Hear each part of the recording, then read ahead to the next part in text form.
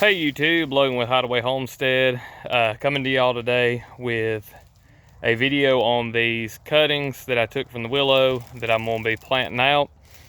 And I wanted to address a question too that I responded to on an old video of mine. It's a hybrid poplar and its uses, and it was from Miss Shawn. I guess it's Miss Shawn, like as in Miss Shawn, a woman, but anytime I'm mentioning people that leave comments, if I'm pronouncing your handle wrong or your name wrong, please let me know. I'm assuming it's not MS Sean. Maybe, I don't know. But anyway, she asked a question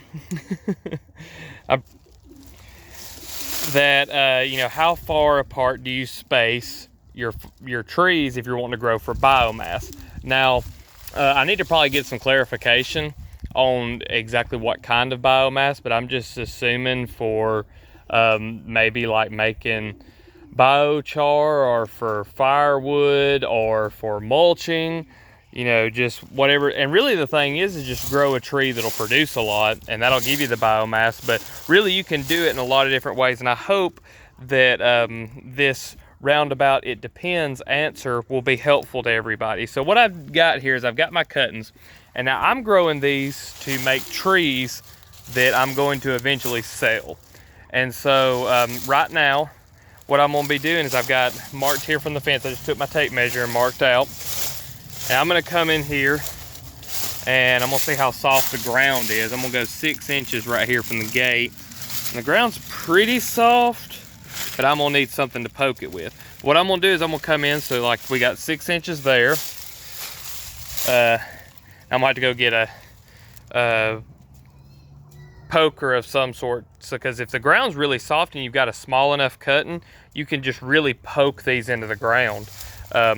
Sometimes you have to worry about the bark peeling, so you know, be careful and just use your best judgment on that. But I'm gonna plant these 6 inches apart, and that is really close. I mean, you know, you can't get much closer than 6 inches apart. Now this is really good planting for a fence, and but right now I'm using this for a just for, you know, nursery stock. So I'm going to come in here and dig all these up after they've rooted real well and grown. But that's on a 6 inch spacing. This is perfect for a fence. Fences do really well. You can get just tons of growth off of them. Now, if I were going to coppice a lot of these and say I wanted it more for a fodder or for like firewood, I might go something like I could do like a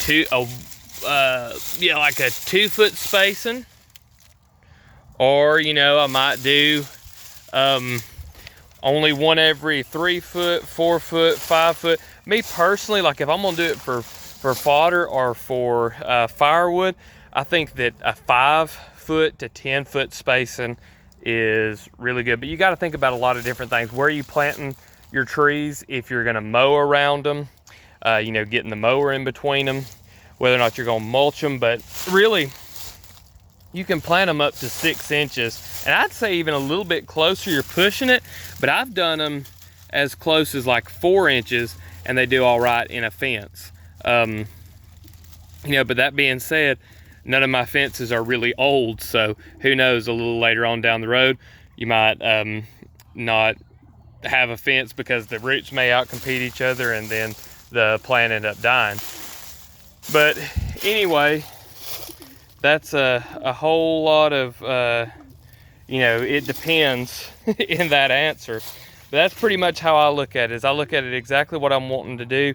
Like, I'm really into the living fences, and I plan on doing a lot of that. And if you want to think about it like as far as a biomass or a fodder situation, say like you've got, you know, paddocks that you run your goats through or your sheep through, or you put some kind of poultry through and you run rabbit tractors. Say, you know, you run them through that first paddock, and then you get one side of that fence, and you've got 4 sides, right? So say you take one side of that fence, you feed it to them that year, and then the next year, once they go through that paddock, you feed them the other side of the fence and the other, and then you've got it on like a 4-year rotation. The thing about doing the coppicing And the pollarding is, you have to think about it like a bank account. If you allow the tree, you know, at least a couple of years every time before you coppice it. Now, I've coppiced some of them, just coppiced them, you know, a couple of times in the season. Now, that's going to really spend up the energy that the tree has stored up, and they will eventually die out doing that. So if you put them on a rotation, and the thing is getting them, you know, quickly. I'm going to have a lot more videos about doing fences and stuff, because I've got so many willow cuttings. I'm gonna have to do some fences. If you're interested in getting some of these hybrid willow cuttings, I'm selling some at our mushroom inoculation workshop. I know I'll have a lot of viewers from, you know, kind of just scattered out. I don't think I really have many from Alabama, you know, north central Alabama. So if you're interested in getting some, I will ship them too.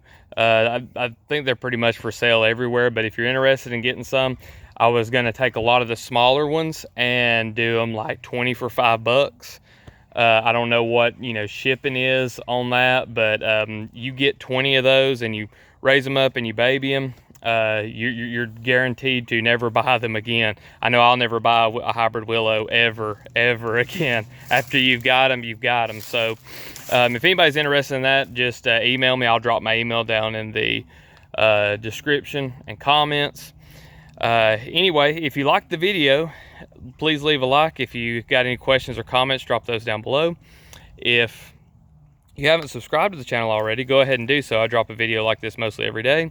I appreciate all y'all watching, and we'll see you in the next one.